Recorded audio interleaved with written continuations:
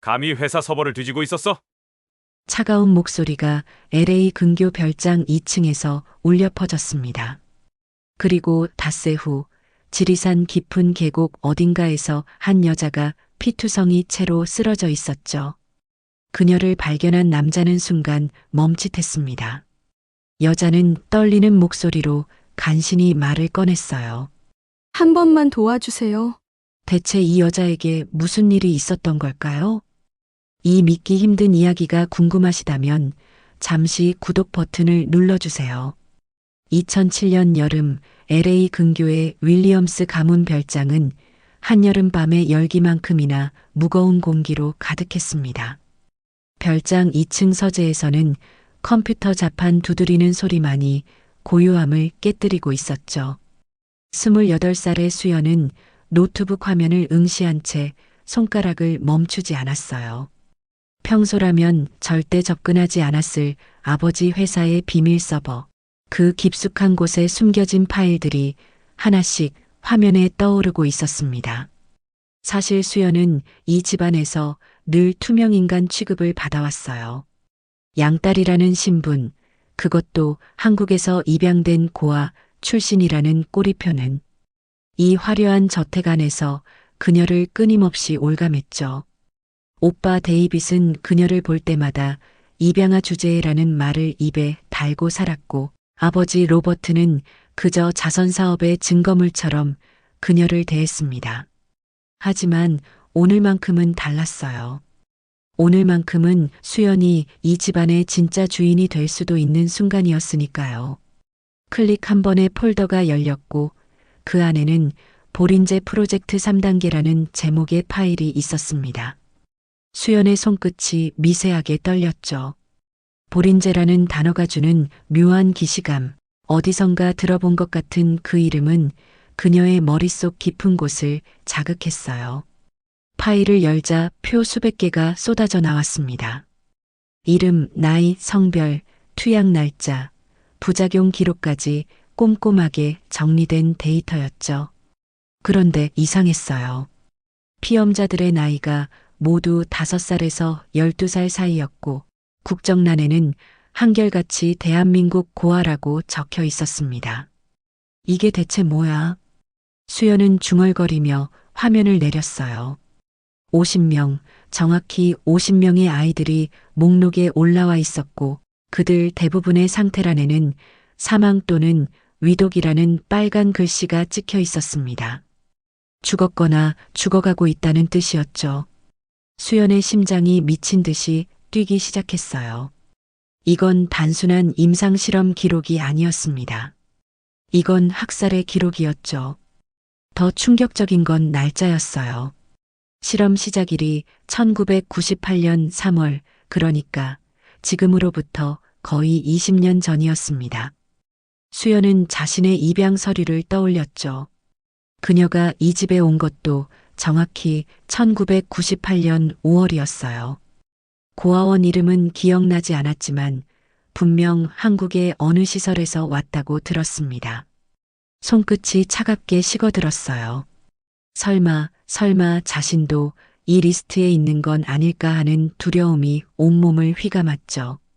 수연은 파일을 더 깊이 파고들었습니다. 생존자라는 폴더를 발견한 순간 그녀의 호흡이 멎었어요. 폴더 안에는 단 한 명의 파일만 있었죠. 피험자 027 이지우라는 이름이 붙은 파일이었습니다. 이지우. 수연은 그 이름을 소리내어 읽어봤어요. 낯설지만 왠지 모를 친근함이 느껴지는 이름이었죠. 파일을 열자 어린 여자아이의 사진이 나왔습니다. 짧게 자른 머리, 겁에 질린 눈빛, 그리고 왼쪽 팔에 선명하게 새겨진 숫자 문신. 수연은 무의식 중에 자신의 왼팔을 쓸어내렸어요. 그곳에는 레이저 제거 수술을 해도 완전히 지워지지 않은 희미한 흉터가 남아 있었습니다. 안 돼. 이럴 리가 없어. 수연의 입술이 바들바들 떨렸어요. 하지만 증거는 명백했죠. 파일 속 메모에는 이렇게 적혀 있었습니다. 유일한 생존자. 기억 속어 처리 완료. 윌리엄스 가문 입양 추진. 수연은 자신이 누구였는지, 어디서 왔는지, 그리고 왜 이 집에 오게 됐는지를 단 몇 줄의 문장으로 알게 된 거예요. 그녀는 실험의 피해자였고 동시에 증거인멸을 위해 입양된 도구였습니다. 손이 떨렸지만 수연은 저장 장치를 꺼내 파일을 복사하기 시작했어요. 진행률이 50%를 넘어설 때쯤 뒤에서 문이 벌컥 열리는 소리가 들렸습니다. 수연은 화들짝 놀라 뒤를 돌아봤죠. 거기에는 술 냄새를 풍기며 비틀거리는 오빠 데이빗이 서 있었어요. 그의 눈은 충혈되어 있었고 입가에는 비웃음이 걸려 있었습니다. 뭐 하는 거야, 너? 데이빗의 목소리는 평소보다 더 낮고 위협적이었어요. 수연은 재빨리 노트북을 덮으려 했지만 데이빗은 이미 방 안으로 성큼성큼 걸어 들어오고 있었죠. 서재에 왜 있어? 아빠가 절대 들어오지 말라고 했잖아. 그냥 책 좀 보려고. 수연은 최대한 침착하게 대답했지만 목소리가 떨리는 걸 숨길 수 없었어요. 데이빗은 코웃음을 쳤습니다. 책? 너 같은 게 무슨 책을 봐? 그는 수연의 노트북을 낚아채듯 집어들었죠. 화면에는 아직 파일 복사 중이라는 창이 떠 있었어요. 데이빗의 얼굴이 순식간에 굳어졌습니다. 쓸모없는 것이 감히 회사 서버를 뒤지고 있었어? 그의 목소리는 이제 분노로 가득 차 있었어요. 수연은 본능적으로 한 발짝 뒤로 물러났죠. 데이빗은 노트북을 내려다보며 화면을 스크롤했습니다. 보린제 프로젝트 파일들이 그의 눈앞에 펼쳐졌고 그의 표정은 점점 더 일그러졌어요. 이걸 봤구나. 내가 이걸 봤어. 데이빗은 중얼거리더니 갑자기 노트북을 바닥에 내동댕이 쳤습니다. 쩍하는 소리와 함께 액정이 산산조각 났죠. 수연은 비명을 삼키며 저장 장치를 주머니 속 깊이 밀어 넣었어요. 다행히 파일 복사는 끝난 상태였습니다. 오빠, 진정해. 나는 그냥. 수연이 말을 꺼내려는 순간 데이빗의 손바닥이 그녀의 뺨을 후려쳤어요. 따끔한 통증과 함께 입안에서 피맛이 느껴졌습니다. 수연은 비틀거리며 벽에 부딪혔죠. 입 닥쳐. 내가 뭘 안다고 함부로 건드려. 데이빗은 수연의 멱살을 잡아 끌었어요. 그의 눈빛은 완전히 제정신이 아니었습니다. 너 같은 건 우리 아버지 선심으로 밥이나 얻어먹고 사는 주제에 감히 회사 일에 코를 박아? 너 지금 내 주제를 모르는 거야? 수연의 눈에서 눈물이 주르륵 흘러내렸어요. 하지만 그건 아픔 때문이 아니었습니다. 분노였죠. 20년 동안 참아온 모든 모욕과 무시, 그리고 지금 눈앞에서 밝혀진 끔찍한 진실이 그녀의 가슴 속에서 불덩이처럼 타올랐어요. 데이빗은 수연을 밀쳐내며 부서진 노트북을 집어들었습니다. 이거 아빠한테 보고할 거야. 너 이제 끝났어. 데이빗이 문 쪽으로 걸어가려는 순간 수연은 재빨리 책상 위에 크리스털 문진을 집어들었어요. 그리고 주저없이 데이빗의 뒤통수를 향해 내리쳤습니다. 둔탁한 소리와 함께 데이빗이 비틀거렸죠. 으악! 데이빗은 뒤통수를 움켜쥐며 바닥에 무릎을 꿇었어요. 수연은 그 틈을 놓치지 않고 방문을 박차고 나갔습니다. 복도를 따라 미친 듯이 달렸죠. 뒤에서 데이빗의 고함 소리가 들려왔지만 수연은 멈추지 않았어요.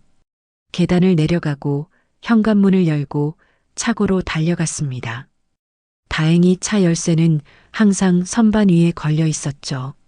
수연은 고급 세단에 올라타 시동을 걸었어요. 엔진이 굉음을 내며 깨어났고 그녀는 엑셀을 힘껏 밟았습니다. 차는 자갈길을 미친 듯이 달려 별장을 빠져나갔죠.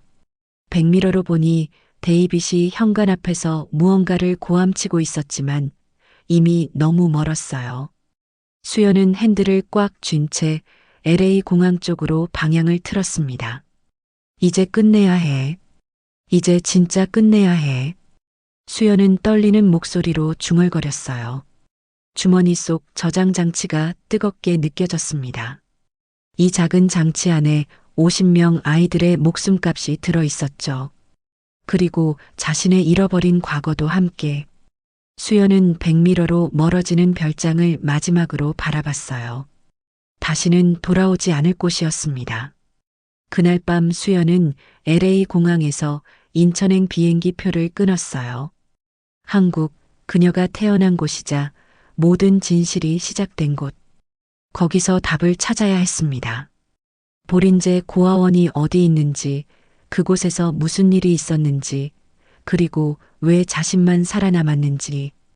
비행기가 이륙하는 순간 수연은 창밖을 바라봤어요. LA의 불빛들이 점점 작아지고 있었습니다. 하지만 그녀는 몰랐습니다.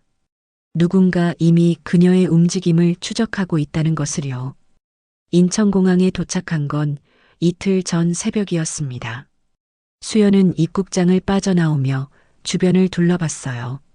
18년 만에 밟는 한국 땅이었지만 낯설다는 느낌보다는 묘한 그리움 같은 게 먼저 밀려왔죠. 공기 냄새, 사람들의 말소리, 심지어 공항 바닥의 느낌까지 모든 게 어딘가 익숙했습니다. 하지만 감상에 젖을 시간은 없었어요. 수연은 공항 환전소에서 달러를 원화로 바꾸고 택시를 타고 서울 외곽의 작은 펜션으로 향했습니다. 펜션은 인터넷으로 급하게 예약한 곳이었어요. 북한산 근처의 낡은 2층 건물로 관광객들이 거의 찾지 않는 한적한 곳이었죠. 주인 아주머니는 60대쯤 되어 보이는 분이었는데 수연을 보자마자 묘한 표정을 지었습니다. 아이고, 교포세요? 얼굴이 꼭 한국 사람 같은데 말씨가 좀 어색하네요. 수연은 어색하게 웃으며 방 열쇠를 받았어요. 2층 구석 방이었습니다. 방문을 닫고 나서야 수연은 비로소 긴장이 풀렸어요. 그녀는 배낭에서 저장 장치를 꺼내 노트북에 연결했습니다. 파일들이 무사한지 확인하는 동안 손이 계속 떨렸죠. 다행히 모든 자료가 온전했어요.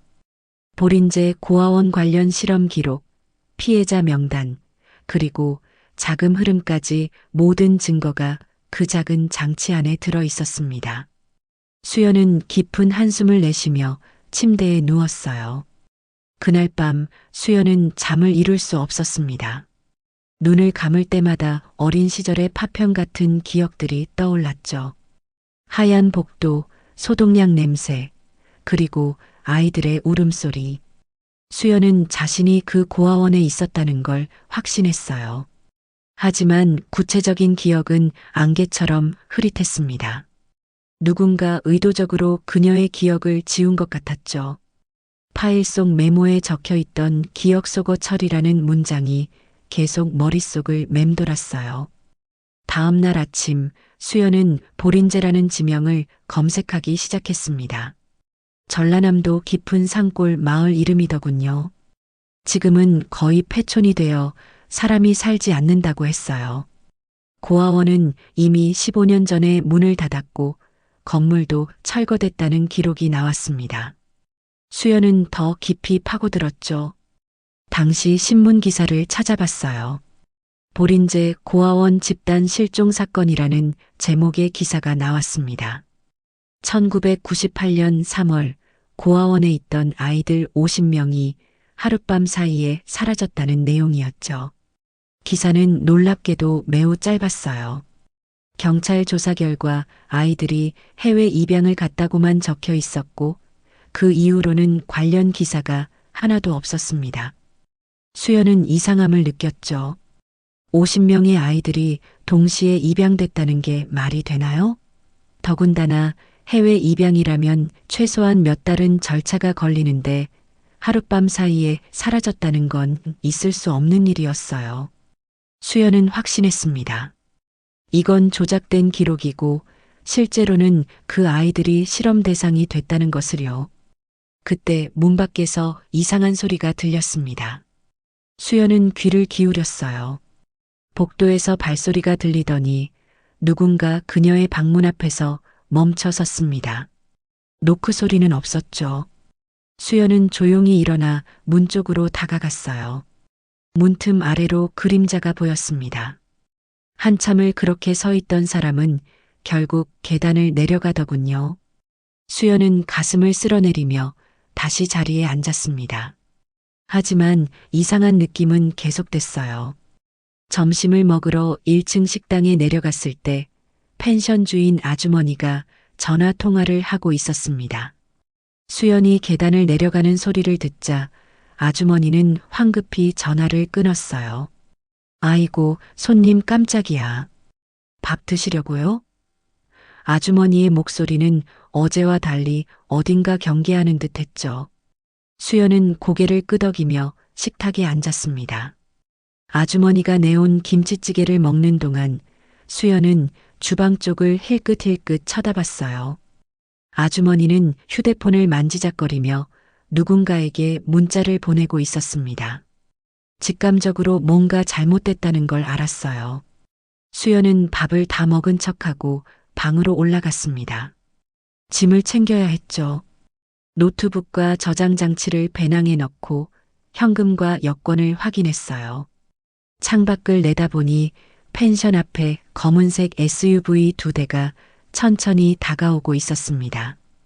수연의 심장이 쿵쾅거렸죠. 그들이 벌써 찾아온 거예요. 수연은 뒷문으로 빠져나가기로 했습니다. 배낭을 메고 복도로 나왔는데 1층에서 남자들의 목소리가 들렸어요. 2층 끝방이라고 했죠? 미국식 영어 억양이었습니다. 수연은 숨을 죽이고 반대편 계단으로 향했어요. 다행히 펜션 뒤쪽에는 비상계단이 있었죠. 조심스럽게 계단을 내려가는데 위에서 방문이 벌컥 열리는 소리가 들렸습니다. 방이 비어 있습니다. 금방 나간 것 같은데요. 남자의 고함 소리가 들렸어요. 수연은 더 이상 망설이지 않고 뒤쪽 주차장으로 뛰어갔습니다. 마침 펜션 주인 아주머니의 낡은 소형차가 시동이 걸린 채로 서 있었어요. 열쇠는 꽂혀 있었죠. 수연은 차에 올라타 엑셀을 밟았습니다. 차가 덜컹거리며 출발했어요. 백미러로 보니 검은 옷을 입은 남자들이 뛰어나오고 있었습니다. 그들도 곧 차에 올라탔죠. 추격이 시작된 거예요. 수연은 북한산 방면 산길로 핸들을 틀었습니다. 좁은 산길이었지만 다른 선택지가 없었어요. 뒤따라오는 SUV는 점점 가까워졌고 수연의 낡은 경차는 속도를 낼 수가 없었습니다. 커브길을 돌 때마다 차체가 흔들렸어요. 수연은 이를 악물고 핸들을 꽉 잡았죠. 제발, 제발. 그녀는 중얼거리며 산길을 계속 올라갔습니다. 하지만 뒷차는 이미 몇 미터 뒤까지 따라붙었어요. 갑자기 쾅 하는 소리와 함께 뒷범퍼가 부딪혔습니다. 수연의 차가 휘청거렸죠. 이 미친 자식들. 수연은 비명을 질렀어요. 다시 한번 충격이 왔고 이번에는 차가 중심을 잃었습니다. 핸들을 아무리 돌려도 소용없었어요. 차는 가드레일을 들이받으며 도로 밖으로 튀어나갔죠. 순간 수연의 눈앞에 절벽이 보였습니다. 차는 공중으로 떠올랐다가 비탈을 따라 구르기 시작했어요. 유리창이 깨지는 소리, 차체가 으스러지는 소리, 그리고 수연의 비명이 뒤섞였습니다. 한 바퀴, 두 바퀴, 차는 계속 굴렀어요. 수연의 머리가 어딘가에 부딪혔고 눈앞이 하얘졌습니다. 차가 멈춘 건 한참 후였어요. 뒤집힌 차 안에서 수연은 간신히 의식을 붙들고 있었죠. 온몸이 아팠습니다. 이마에서 피가 흘러내렸고 왼쪽 다리는 움직이지 않았어요. 수연은 안전벨트를 풀고 깨진 창문으로 기어 나왔습니다. 배낭은 다행히 등에 그대로 메고 있었죠. 그녀는 비틀거리며 일어서려 했지만 다리에 힘이 들어가지 않았어요. 결국 무릎으로 기다시피 하며 나무 뒤로 숨었습니다. 위쪽 도로에서 남자들의 목소리가 들렸어요. 차가 저 아래로 떨어졌습니다. 생존 가능성 낮아 보이는데요. 한 남자가 무전기에 대고 말했습니다. 다른 남자가 대답했어요. 일단 확인해야지. 내려가 봐. 발소리가 점점 가까워졌습니다. 수연은 이를 악물고 나무를 붙잡고 일어섰어요. 그리고 반대 방향으로 절뚝거리며 걷기 시작했죠. 숲은 깊고 어두웠습니다. 햇빛이 거의 들어오지 않는 계곡 쪽이었어요. 수연은 나무 뿌리에 걸려 넘어지고 바위에 손을 찌우면서도 계속 앞으로 나아갔습니다. 의식이 점점 흐려졌죠. 이마의 상처에서 흘러내린 피가 눈을 가렸어요. 수연은 손으로 피를 닦으며 계속 걸었습니다. 얼마나 걸었을까요? 수연의 몸은 이미 한계였어요. 다리가 풀리고 시야가 흐릿해졌습니다. 그녀는 결국 바위에 기대 주저앉았죠. 배낭을 끌어안고 거친 숨을 몰아쉬었어요. 안 돼. 여기서 죽으면 안 돼. 수연은 중얼거렸지만 몸은 말을 듣지 않았습니다. 의식이 희미해지는 순간 수연의 머릿속에 한 장면이 스쳤어요. 하얀 병실, 그리고 한 남자아이의 얼굴. 그 아이는 울고 있는 수연의 손을 꽉 잡으며 말했죠. 지우야, 울지 마. 오빠가 꼭 데리러 올게. 태준이 오빠. 그 이름이 수연의 입술에서 새어나왔습니다. 태준이. 오빠. 그리고 수연은 의식을 잃었어요. 계곡의 찬 바람이 그녀의 얼굴을 스쳤습니다. 새들의 지저귐 소리만이 고요함을 깨뜨리고 있었죠. 수연은 바위에 기댄 채 축 늘어져 있었어요. 그녀가 얼마나 그렇게 있었을까요? 해가 기울어 숲이 어둑어둑해질 무렵 멀리서 발소리가 들려왔습니다. 누군가 이쪽으로 오고 있었어요. 강태준은 그날도 어김없이 새벽 5시에 눈을 떴습니다. 지리산 자락의 작은 산장에서 지낸 지 벌써 일주일째였죠. 그는 등산 가이드라는 신분으로 이곳에 머물고 있었지만 실제 목적은 따로 있었어요. 북한 고위층 인사의 가족이 곧 이 지역으로 망명을 시도한다는 정보가 있었고 태준은 그들을 안전하게 보호하는 임무를 맡고 있었습니다. 국가정보원 해외공작팀 소속, 그게 그의 진짜 정체였죠. 태준은 간단히 세수를 하고 배낭을 챙겼어요. 오늘은 산 북쪽 능선을 정찰할 예정이었습니다. 망명자들이 넘어올 가능성이 가장 높은 구간이었죠. 그는 등산복 차림으로 산장을 나섰어요. 이른 아침 산 공기는 차갑고 상쾌했습니다. 태준은 익숙한 걸음으로 등산로를 따라 올라가기 시작했죠. 1시간쯤 걸었을까요? 태준은 등산로에서 벗어나 숲속으로 들어갔습니다. 일반 등산객들은 절대 오지 않는 구역이었어요. 그는 나침반을 확인하며 계곡 쪽으로 방향을 잡았죠. 이곳은 지도에도 제대로 표시되지 않은 깊은 계곡이었습니다. 태준이 바위 사이를 지나가는데 이상한 게 눈에 띄었어요. 나무 몇 그루가 부러져 있었고 땅에는 무언가 끌린 듯한 흔적이 있었습니다. 태준은 본능적으로 경계태세를 취했어요. 혹시 야생동물의 흔적일까 생각했지만 뭔가 달랐죠. 그는 조심스럽게 흔적을 따라갔습니다. 100m쯤 더 들어가자 큰 바위 옆에 무언가 쓰러져 있는 게 보였어요. 처음에는 짐승의 사체인 줄 알았습니다. 하지만 가까이 다가가자 그게 사람이라는 걸 알았죠. 이런. 태준은 급히 달려갔어요. 바위에 기댄 채 의식을 잃은 여자였습니다. 이마에서 피가 흘러 얼굴을 뒤덮고 있었고 옷은 여기저기 찢겨 있었어요. 태준은 여자의 목에 손을 대어 맥박을 확인했습니다. 다행히 살아 있었죠. 하지만 맥박이 매우 약했어요. 체온도 많이 떨어진 상태였습니다. 태준은 재빨리 배낭에서 응급키트를 꺼냈어요. 먼저 이마의 상처를 소독하고 지혈했습니다. 그리고 여자를 살펴봤죠. 왼쪽 다리가 이상하게 꺾여 있었어요.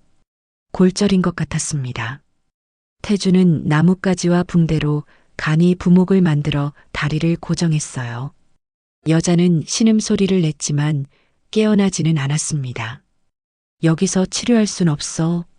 태주는 중얼거리며 여자를 업었어요. 생각보다 가벼웠습니다. 그는 왔던 길을 되돌아가기 시작했죠. 산장까지는 1시간 반 정도 걸리는 거리였어요.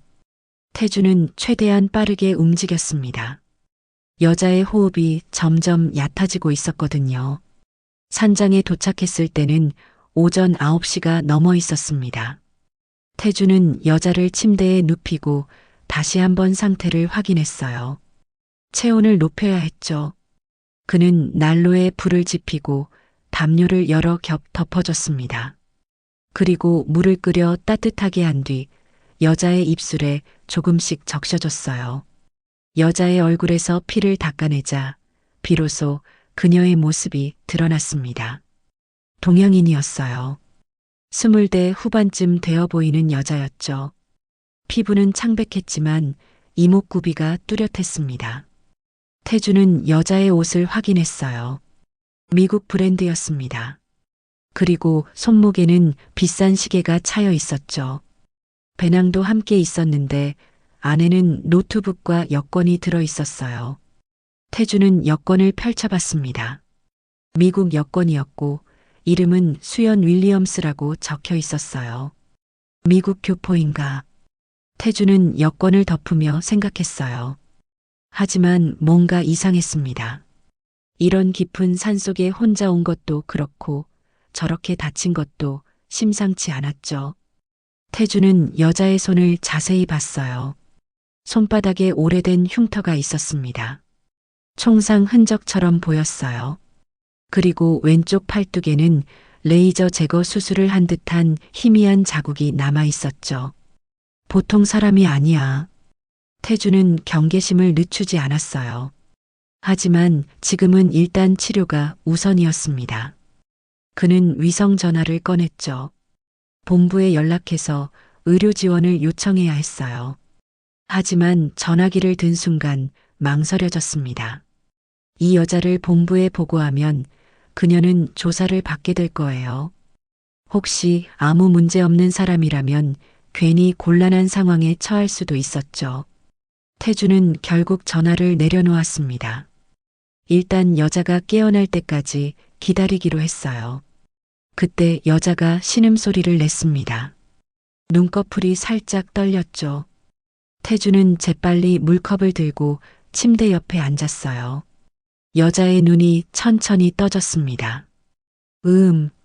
수연은 흐릿한 시야 속에서 천장을 봤어요. 낯선 곳이었습니다. 옆에는 남자가 앉아 있었죠. 수연은 화들짝 놀라 몸을 일으키려 했지만 온몸에 통증이 밀려왔어요. 특히 왼쪽 다리가 심하게 아팠습니다. 움직이지 마세요. 다리가 부러졌어요. 태준이 차분한 목소리로 말했습니다. 수연은 남자를 경계하는 눈빛으로 쳐다봤어요. 누구세요? 여긴 어디고? 목소리가 쉬어 있었습니다. 태준은 물컵을 건넸죠. 일단 물부터 마셔요. 탈수 상태예요. 수연은 망설이다가 물을 받아 마셨습니다. 목구멍이 타는 것 같았어요. 물을 다 마신 후 수연은 다시 남자를 봤죠. 30대 초반쯤 되어 보이는 한국인 남자였습니다. 인상이 날카롭지만 눈빛은 차분했어요. 저는 등산 가이드예요. 당신을 산속에서 발견했죠. 완전히 죽어가고 있었어요. 등산 가이드. 수연은 남자의 말을 곱씹었어요. 하지만 믿기지 않았습니다. 남자의 몸은 보통 가이드의 체격이 아니었어요. 다부지고 균형 잡힌 근육, 움직임의 경계심, 그리고 눈빛. 수연은 본능적으로 느꼈죠. 이 남자는 위험한 사람이라고요. 감사합니다. 근데 여기가 어디죠? 수연이 조심스럽게 물었습니다. 태주는 창밖을 가리켰어요. 지리산 자락이에요. 제가 머물고 있는 산장이고요. 당신은 어떻게 저런 깊은 계곡까지 간 거예요? 등산로에서 한참 벗어난 곳이었는데 수연은 잠시 생각했어요. 뭐라고 대답해야 할까요? 진실을 말할 수는 없었습니다. 저 길을 잃었어요. 혼자 등산하다가. 태주는 수연의 눈을 가만히 들여다봤습니다. 거짓말이라는 걸 알았지만 굳이 따지지 않았어요. 혼자서 이 산을 처음 오시는 것 같은데 무모한 일이었네요. 수연은 고개를 돌렸습니다. 창밖으로 산이 보였어요. 아직도 추격자들이 자신을 찾고 있을까요? 수연은 배낭을 찾았습니다. 제 짐은요? 태준이 침대 옆을 가리켰어요. 거기 있어요. 걱정 마세요. 아무것도 안 건드렸어요. 수연은 안도의 한숨을 내쉬었습니다. 저장 장치가 무사하다면 다행이었어요. 당신, 미국 교포인가 봐요? 태준이 물었습니다. 수연은 고개를 끄덕였어요. 네, 미국에서 왔어요. 한국은 오랜만이에요. 태준은 더 이상 묻지 않았습니다. 대신 주방으로 가서 죽을 끓이기 시작했어요. 수연은 그 모습을 지켜봤죠. 남자의 움직임은 효율적이고 정확했습니다. 마치 군인 같았어요. 당신, 정말 등산 가이드세요?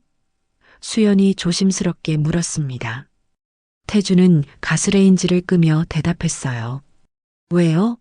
안 그래 보여요? 수연은 입술을 깨물었습니다.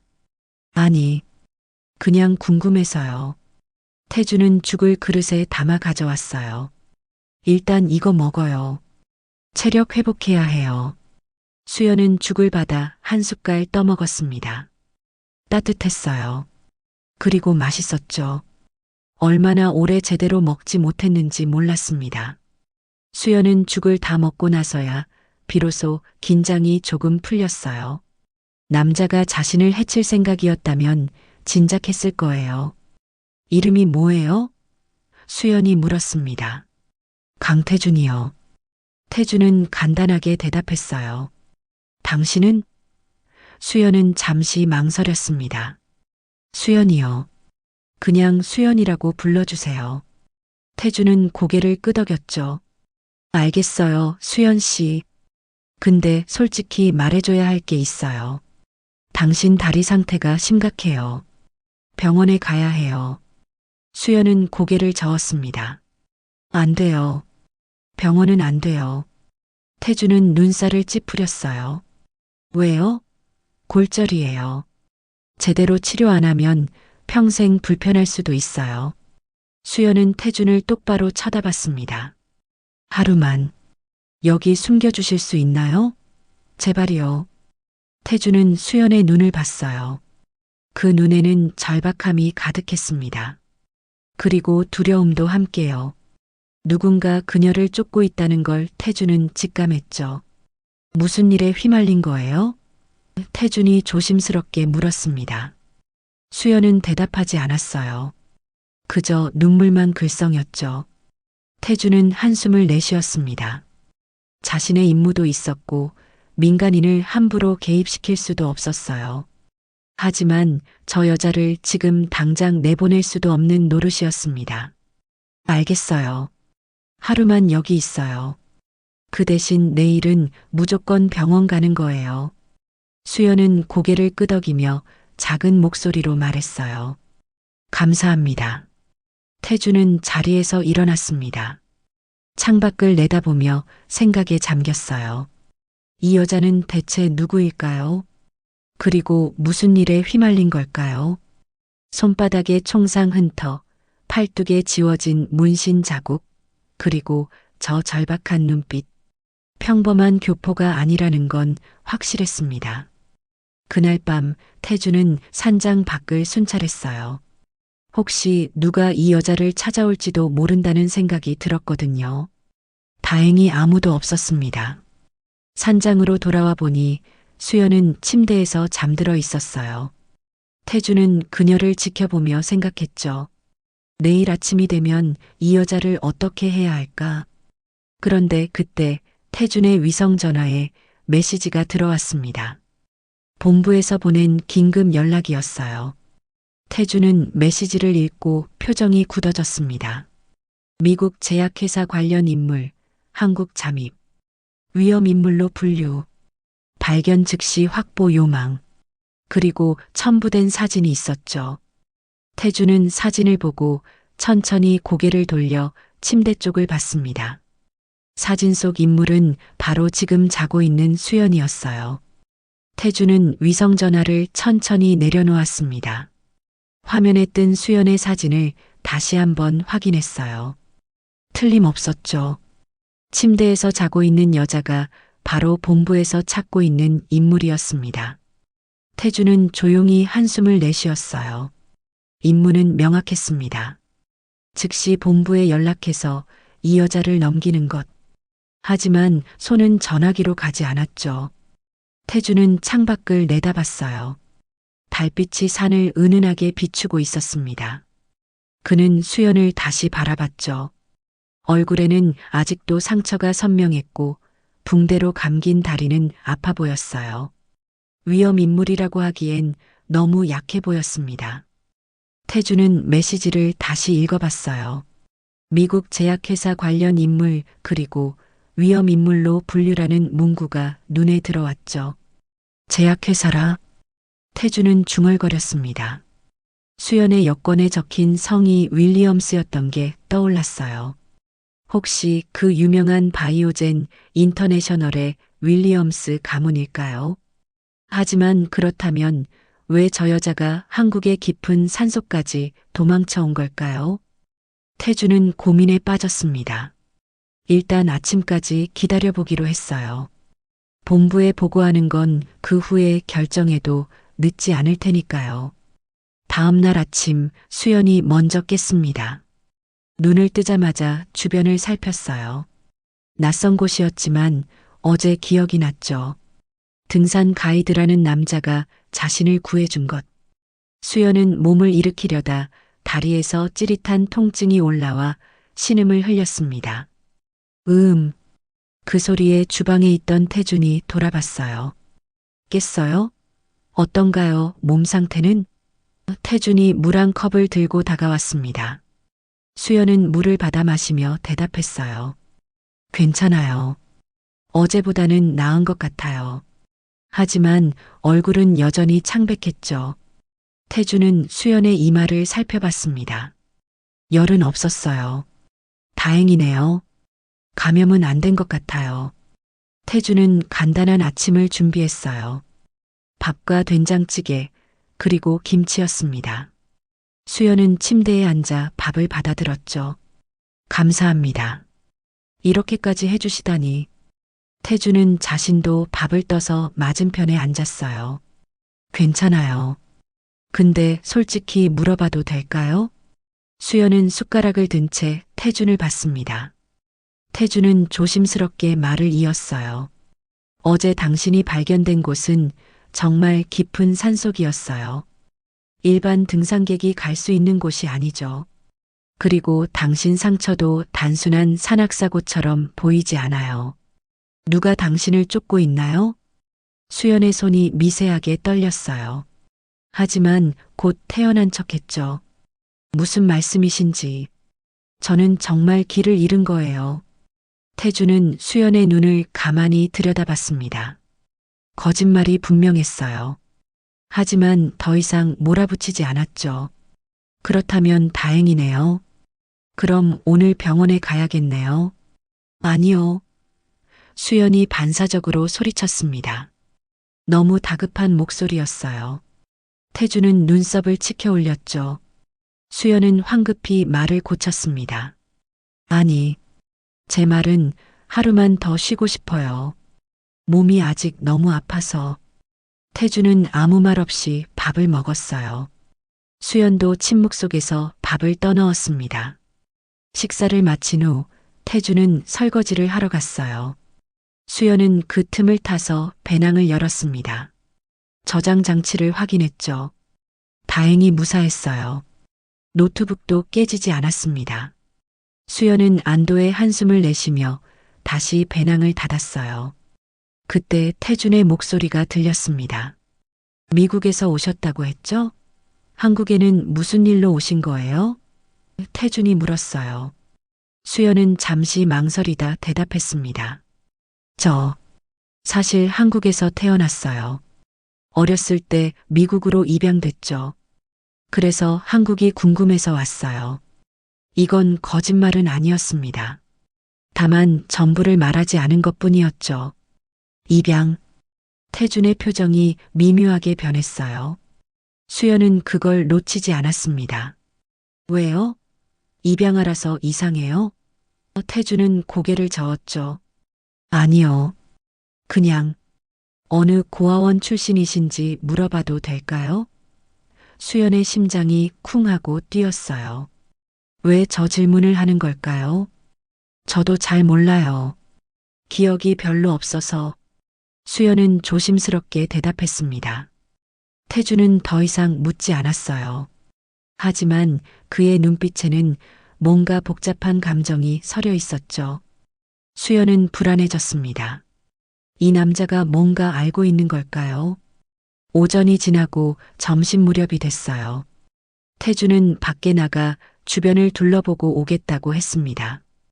혹시 모르니까 문 잠그고 있어요. 누가 와도 절대 열지 마세요. 그의 말투가 평소보다 진지했어요. 수연은 고개를 끄덕였죠. 태준이 산장을 나간 후 수연은 창문으로 그의 뒷모습을 지켜봤습니다. 태준은 숲속으로 사라졌어요. 하지만 그가 간 곳은 단순한 산책로가 아니었습니다. 어제 수연을 발견한 계곡 쪽으로 향했죠. 태준은 조심스럽게 주변을 살폈어요. 혹시 수연을 쫓던 사람들이 아직 근처에 있을지도 모른다는 생각이 들었거든요. 계곡에 도착하자 태준의 예상은 맞아떨어졌습니다. 나무 사이로 두 명의 남자가 보였어요. 검은 옷을 입고 무전기로 통신하고 있었죠. 태준은 나무 뒤에 숨어 그들의 대화를 엿들었습니다. 이 근처 어딘가에 있을 거야. 차에서 많이 멀어지지 못했을 거라고. 남자가 영어로 말했어요. 본부에서는 뭐래? 다른 남자가 물었습니다. 무조건 찾아내래. 저장 장치를 회수하는 게 최우선이고 여자는 처리하래. 처리라는 단어에 태준의 표정이 굳어졌어요. 이 사람들은 수연을 죽이려고 하는 겁니다. 태준은 조용히 자리를 뜨려고 했어요. 하지만 발밑에 나뭇가지를 밟고 말았죠. 우두둑 하는 소리가 숲에 울려 퍼졌습니다. 남자들이 재빨리 이쪽을 봤어요. 거기 누구야? 한 명이 총을 꺼내 들었습니다. 태준은 순식간에 판단했어요. 도망칠 수는 없었습니다. 그들이 산장을 찾아낼 위험이 있었죠. 태준은 손을 들고 나무 뒤에서 걸어 나왔습니다. 저기요, 깜짝이야. 여기서 뭐 하시는 거예요? 태준은 일부러 당황한 척했어요. 등산객처럼 보이려고요. 남자들이 총을 내리며 다가왔습니다. 당신 누구요? 태준은 어색하게 웃으며 대답했어요. 저는 이 근처 산장에서 일하는 가이드예요. 손님 찾으러 나왔는데. 남자들은 서로 눈빛을 교환했죠.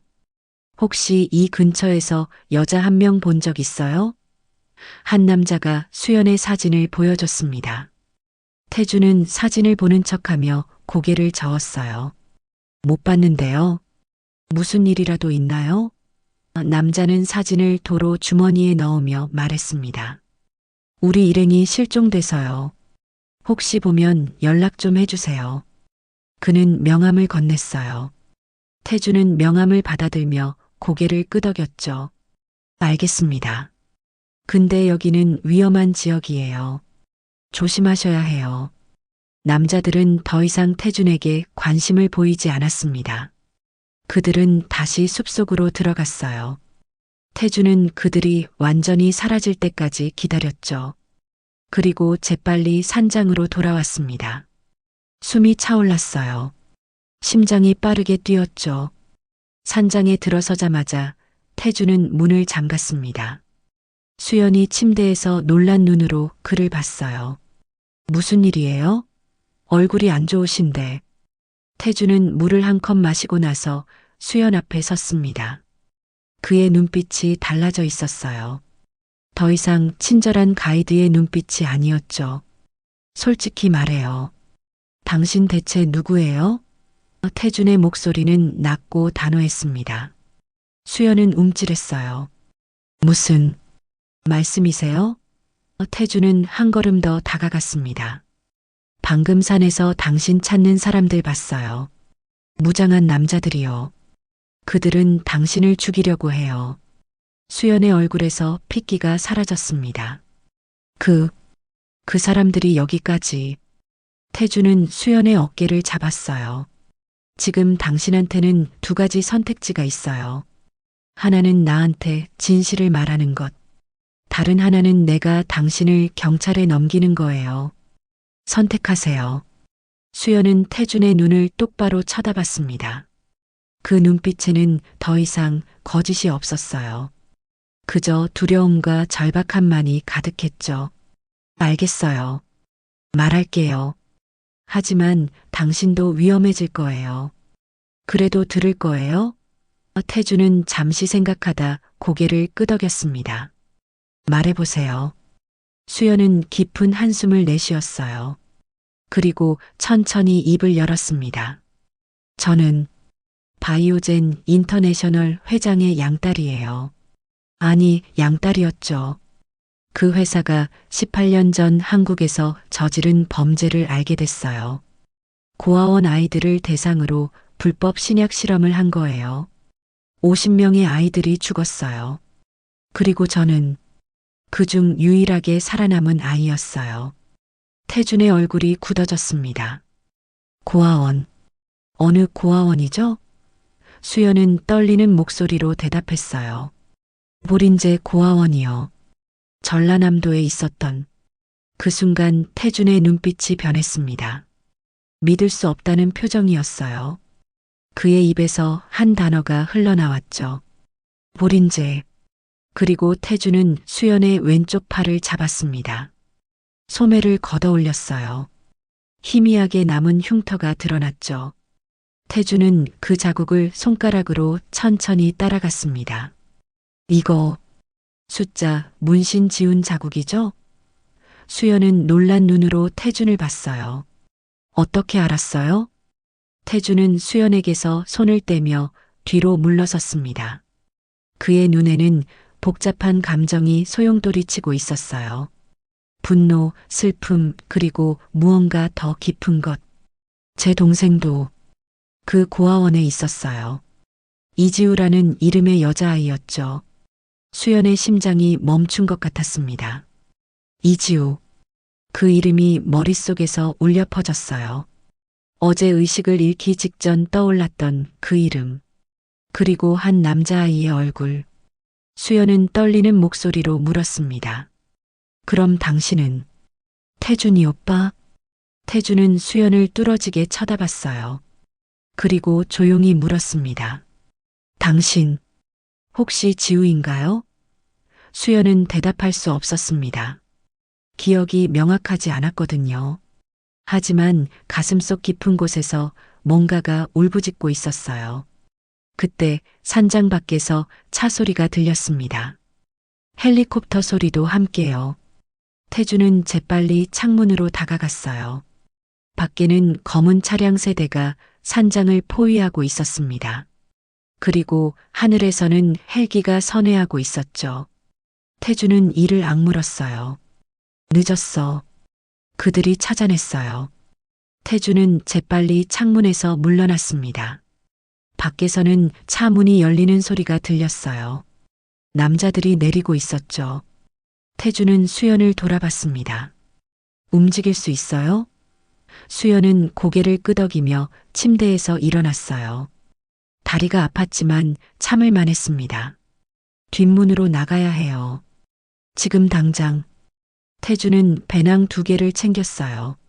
하나는 수연의 것이고 다른 하나는 자신의 장비가 든 것이었죠. 수연은 비틀거리며 태준을 따라갔습니다. 태준이 부축해줬어요. 둘은 산장 뒤편의 작은 문으로 빠져나갔습니다. 숲이 바로 뒤에 있었어요. 태준은 수연의 허리를 감싸며 나무 사이로 들어갔죠. 뒤에서 남자들의 목소리가 들렸습니다. 안에 아무도 없습니다. 누군가 소리쳤어요. 주변을 수색해. 멀리 못 갔을 거야. 태준은 수연을 더 깊은 숲속으로 이끌었습니다. 한참을 걷다가 태준은 큰 바위 뒤에 멈춰 섰어요. 둘은 숨을 고르며 주저앉았죠. 수연의 이마에서 땀이 흘러내렸습니다. 다리에 통증이 심해지고 있었어요. 괜찮아요? 태준이 물었습니다. 수연은 고개를 끄덕였지만 얼굴은 창백했어요. 태준은 배낭에서 진통제를 꺼내 수연에게 건넸습니다. 일단 이거 먹어요. 계속 움직여야 해요. 수연은 약을 삼키며 태준을 봤어요. 당신, 정말 등산 가이드예요? 태준은 잠시 망설이다 고개를 저었습니다. 아니요. 국가정보원 요원이에요. 수연은 놀라지 않았어요. 어쩌면 이미 짐작하고 있었을지도 모르죠. 그럼 저를 왜 도와주는 거예요? 본부에 넘기면 되잖아요. 태준은 수연의 눈을 똑바로 쳐다봤습니다. 당신이 지우일 수도 있으니까요. 제 동생일 수도 있다는데 어떻게 넘겨요? 수연은 목이 메었어요. 이 남자는 18년 동안 동생을 찾아왔던 겁니다. 그리고 지금 자신이 그 동생일지도 모른다는 희망에 위험을 무릅쓰고 있었죠. 미안해요. 기억이 잘 안 나요. 어렸을 때 일들이. 태준은 고개를 저었습니다. 괜찮아요. 일단 여기서 벗어나는 게 먼저예요. 태준은 위성 전화를 꺼냈어요. 신호가 잡혔습니다. 하지만 누구에게 연락해야 할까요? 본부에 연락하면 수연은 체포될 거예요. 태준은 잠시 고민하다 전화기를 도로 넣었습니다. 일단 안전한 곳으로 이동해야 해요. 제가 아는 곳이 있어요. 둘은 다시 걷기 시작했습니다. 태준이 수연을 부축하며 산길을 내려갔어요. 1시간쯤 걸었을까요? 작은 계곡이 나왔습니다. 물소리가 들렸어요. 태준은 주변을 살피더니 바위 뒤편의 작은 동굴을 가리켰습니다. 저기서 잠깐 쉬어가요. 동굴은 좁았지만 비와 바람을 피할 수 있었어요. 태준은 수연을 앉히고 다리 상태를 확인했습니다. 부목이 풀어져 있었죠.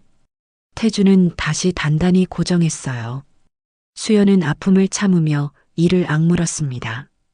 이제 어떻게 할 거예요? 수연이 물었어요. 태준은 배낭에서 노트북을 꺼냈습니다. 수연의 배낭에 들어있던 것이었죠. 당신이 찾은 증거, 그게 저장 장치에 있다고 했죠? 보여줄 수 있어요? 수연은 망설였습니다. 하지만 이제 숨길 이유가 없었어요. 저장 장치를 꺼내 노트북에 연결했죠. 파일들이 화면에 떠올랐습니다. 태준은 하나씩 열어봤어요. 보린제 프로젝트 3단계, 피험자 명단, 실험 기록. 그의 손이 떨리기 시작했습니다. 이게 진짜였구나. 태준의 목소리가 갈라졌어요. 명단을 스크롤하다가 한 이름에서 멈췄습니다. 피험자 027 이지우, 그 옆에는 생존이라고 적혀 있었어요. 지우. 태준은 그 이름을 손가락으로 짚었습니다. 그리고 파일을 열었죠. 어린 여자아이의 사진이 나왔어요. 짧은 머리에 겁먹은 얼굴, 왼쪽 팔에는 숫자 027이 새겨져 있었습니다. 태준의 눈에서 눈물이 주르륵 흘러내렸어요. 지우야, 내 동생. 수연은 그 사진을 봤습니다. 낯설지만 동시에 너무나 익숙한 얼굴이었어요. 마치 거울을 보는 것 같았죠. 수연은 자신의 왼팔을 쓸어내렸습니다. 희미한 흉터가 있는 바로 그 자리에 예전엔 숫자가 새겨져 있었던 거예요. 이게 저인가요? 태주는 수연을 돌아봤습니다. 눈물로 범벅이 된 얼굴로 수연을 꼭 안았어요. 지우야, 정말 내가 맞구나. 오빠가 늦어서 미안해. 정말 미안해. 태준의 목소리는 오열로 가득했습니다. 수연도 모르게 눈물이 쏟아졌어요. 왜 우는지도 몰랐습니다. 하지만 가슴속 깊은 곳에서 무언가가 터져나오고 있었죠. 한참을 그렇게 있다가 태준이 먼저 몸을 떼었습니다. 눈물을 닦으며 다시 파일을 봤어요. 이 자료를 세상에 공개해야 해요. 그래야 당신도 안전해지고 그 사람들도 처벌받을 수 있어요. 수연은 고개를 끄덕였습니다. 어떻게요? 저를 찾는 사람들이 사방에 있는데. 태주는 생각에 잠겼습니다. 언론사에 넘기는 건 위험해요. 그들의 영향력이 얼마나 큰지 몰라요. 차라리 태주는 위성전화를 다시 꺼냈어요. 제가 아는 사람이 있어요. 국제 엠네스티에서 일하는 변호사인데 이런 사건을 다루는 전문가죠. 그 사람한테 연락해 볼게요. 태주는 전화를 걸었습니다. 몇 번의 신호음 후 누군가 받았어요. 여보세요, 김 변호사님? 저 강태준입니다. 급한 일이 있어서 연락드렸어요. 태준은 조용히 상황을 설명했습니다. 미국 제약회사의 불법 실험, 고아원 아이들, 그리고 증거 자료까지. 전화 너머에서 놀란 목소리가 들렸어요. 알겠습니다. 일단 자료를 저한테 보내주세요. 그리고 안전한 곳으로 이동하세요. 제가 미국 대사관과 연락해 볼게요. 김 변호사의 목소리는 침착했습니다. 태주는 고맙다는 말을 하고 전화를 끊었어요. 수연에게 돌아와 말했죠. 일단 자료를 전송하고 서울로 가야 해요. 거기서 김 변호사님이 도와주실 거예요. 수연은 불안한 표정을 지었습니다. 그 사람들이 계속 쫓아올 텐데. 태주는 수연의 손을 잡았어요. 걱정 마요. 내가 지킬게요. 이번엔 절대 놓치지 않을 거예요. 그의 눈빛은 확고했습니다. 수연은 그 눈빛에서 믿음을 느꼈어요. 태주는 노트북을 켜고 자료를 암호화해서 김 변호사에게 전송하기 시작했습니다. 산속이라 인터넷 속도가 느렸어요. 진행률이 천천히 올라갔죠. 50%, 60%. 태주는 조바심을 내며 화면을 지켜봤습니다. 그때 동굴 밖에서 인기척이 들렸어요. 태주는 재빨리 노트북을 닫고 수연에게 신호를 보냈습니다. 조용히 하라는 뜻이었죠. 둘은 숨을 죽였어요. 발소리가 점점 가까워졌습니다. 한 명이 아니었어요. 최소 3명 이상이었죠. 이 근처를 수색하라고 했어. 동굴도 확인해봐. 남자의 목소리가 들렸습니다. 태주는 배낭에서 무언가를 꺼냈어요. 작은 권총이었습니다. 수연은 놀란 눈으로 태준을 봤죠. 태준은 조용히 수연을 자기 뒤로 숨겼습니다. 발소리가 동굴 입구까지 왔어요. 한 남자가 고개를 들이밀었습니다. 손전등 불빛이 동굴 안을 비췄죠. 태주는 순간적으로 남자의 손목을 잡아 비틀었어요. 남자가 비명을 지르며 총을 떨어뜨렸습니다. 태주는 재빨리 남자를 제압하고 입을 막았어요. 밖에서 다른 남자들이 소리를 듣고 달려왔습니다. 무슨 일이야? 태주는 남자를 방패 삼아 동굴 밖으로 나갔어요. 2명의 남자가 총을 겨누고 있었죠. 총 내려놔. 안 그러면 이 사람 죽어. 태준의 목소리는 차갑고 단호했습니다. 남자들은 서로 눈빛을 교환했어요. 하지만 총을 내리지 않았죠. 그중 한 명이 말했습니다.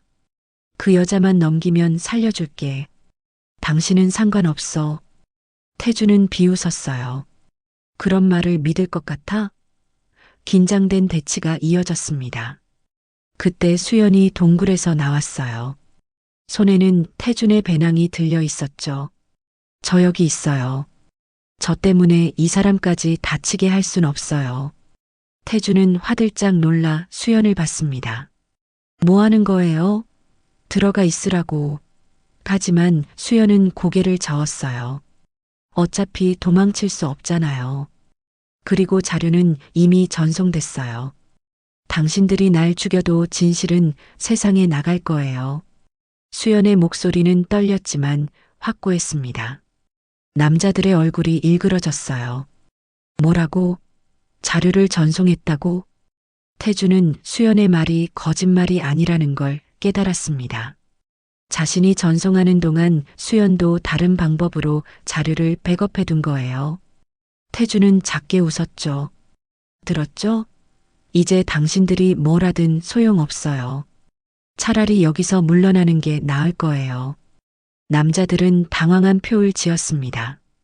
무전기로 누군가와 통화하더니 결국 총을 내렸어요. 이번은 봐주지. 하지만 조심해. 우리 보스는 절대 포기하지 않아. 그들은 천천히 뒤로 물러나며 숲속으로 사라졌습니다. 태주는 잡고 있던 남자를 밀쳐내고 수연에게 달려갔어요.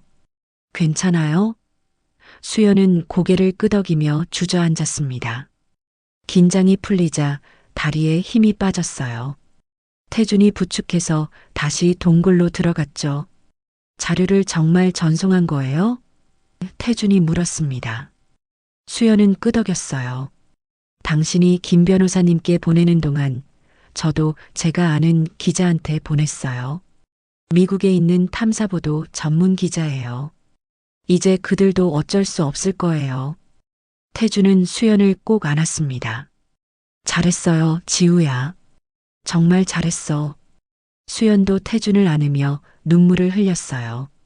18년 만에 찾은 오빠, 그리고 18년 동안 잃어버렸던 자신. 이제 모든 게 조금씩 제자리를 찾아가고 있었습니다. 하지만 아직 끝난 게 아니었어요. 저 남자의 말처럼 로버트 윌리엄스는 절대 포기하지 않을 사람이었으니까요. 태주는 창밖을 바라보며 생각했습니다. 이제 진짜 싸움이 시작되는 거라고요. 이틀이 지났습니다. 태준과 수연은 서울 외곽의 작은 여관에 숨어 있었어요.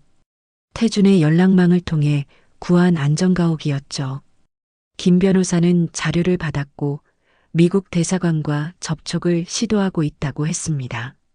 하지만 생각보다 일이 더디게 진행되고 있었어요. 태준은 뉴스를 확인하고 있었습니다. 아직 언론에는 아무것도 나오지 않았어요. 미국 기자에게 보낸 자료도 마찬가지였죠. 이상했습니다. 이 정도 특종이라면 벌써 기사가 나왔어야 했는데요. 태준은 불안한 마음에 김 변호사에게 전화를 걸었습니다. 변호사님, 왜 이렇게 조용한 거예요? 태준이 물었어요. 전화 너머로 김 변호사의 한숨소리가 들렸습니다. 그게 압력이 들어오고 있어요. 미국 대사관에서도 난색을 표하고 있고 제가 접촉한 언론사들도 다들 주저하고 있어요.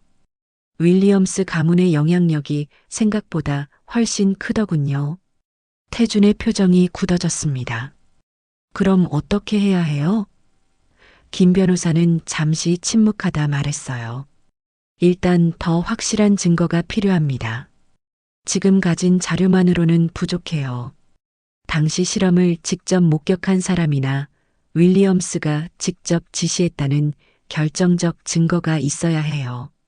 전화를 끊고 난 후 태준은 창밖을 바라봤습니다. 수연은 침대에 누워 있었어요. 다리 상태는 조금 나아졌지만 여전히 불편했죠. 태준은 수연에게 다가가 앉았습니다. 변호사님 말로는 증거가 더 필요하대요. 당시 실험 현장에 있었던 사람이나 더 직접적인 증거가. 수연은 천장을 바라보며 말했어요. 그런 건 없어요. 다들 죽었거나 입을 다물었을 거예요. 로버트가 그냥 둘 리 없죠. 태준은 수연의 손을 잡았습니다. 그래도 방법이 있을 거예요. 포기하지 마요. 수연은 태준을 돌아봤어요. 그리고 천천히 입을 열었습니다. 오빠, 사실 내가 숨긴 게 하나 더 있어요. 태주는 눈썹을 치켜 올렸죠. 뭔데요? 수연은 깊은 한숨을 내쉬었습니다. 나, 사실 우연히 그 자료를 찾은 게 아니에요. 태주는 수연을 뚫어지게 쳐다봤어요. 무슨 말이에요? 수연은 천천히 몸을 일으켰습니다. 18년 전 내가 윌리엄스 가문에 입양된 건 우연이 아니었어요. 로버트가 의도적으로 날 데려간 거예요. 유일한 생존자였으니까 증거를 없애기 위해서였죠. 태준의 얼굴이 굳어졌습니다. 그럼 수연은 고개를 끄덕였어요. 맞아요. 난 처음부터 알고 있었어요. 내가 누구였는지, 무슨 일을 겪었는지. 기억 속어 처리를 했다고 파일에 적혀 있었지만 그건 완벽하지 않았어요. 12살쯤 됐을 때 기억이 조금씩 돌아오기 시작했죠. 태주는 믿을 수 없다는 표정이었어요. 그럼 그동안 계속 알면서도 참고 산 거예요? 수연의 눈에서 눈물이 흘러내렸습니다. 어쩔 수 없었어요. 말하면 죽을 테니까. 아니, 죽는 건 괜찮았어요. 하지만 복수도 못하고 죽을 순 없었죠. 그래서 참았어요. 18년 동안 기회를 기다렸어요. 태주는 충격에 말을 잇지 못했습니다. 수연은 계속 말했어요. 난 일부러 무능한 척했어요. 공부도 대충 하고 친구도 안 사귀고 그저 투명인간처럼 살았죠. 로버트와 데이빗이 날 무시하게 만들었어요. 그래야 경계를 풀 테니까. 그리고 기회가 왔을 때 회사 서버에 접속해서 모든 걸 가져온 거예요. 태주는 수연의 어깨를 잡았습니다. 왜 진작 말하지 않았어요? 경찰이든 누구든 도움을 요청할 수 있었잖아요. 수연은 고개를 저었어요. 누가 믿어줬겠어요? 증거도 없이 재벌가 회장을 고발한다고? 오히려 정신병자 취급받고 끝났을 거예요. 확실한 증거가 필요했어요. 태주는 수연을 꼭 안았습니다. 고생 많았어요, 지우야. 정말 얼마나 무서웠을까. 수연은 태준의 품에서 소리내어 울었어요. 18년 동안 참아왔던 모든 감정이 터져나왔습니다. 매일매일이 지옥이었어요, 오빠. 로버트를 볼 때마다, 데이빗을 볼 때마다 죽이고 싶었어요. 하지만 참아야 했어요. 한참을 울고 난 후 수연은 진정했습니다. 태준이 물었어요. 그럼 더 있어요? 당신이 가진 증거가? 수연은 고개를 끄덕였습니다. 있어요. 하지만 그건 한국에 있어요. 태준은 눈을 크게 떴죠. 한국에? 수연은 천천히 설명했습니다. 실험이 진행되던 당시 책임 연구원이 한국인이었어요. 차민준이라는 사람이었죠. 그 사람이 모든 실험을 총괄했어요. 로버트의 지시를 받아서요. 그런데 그 사람 10년 전에 양심의 가책을 이기지 못하고 자살했대요. 태주는 귀를 기울였습니다. 수연이 이어서 말했어요. 하지만 죽기 전에 일기를 남겼어요. 모든 진실을 기록한 일기를요. 그리고 그걸 아내에게 남겼다고 하더군요.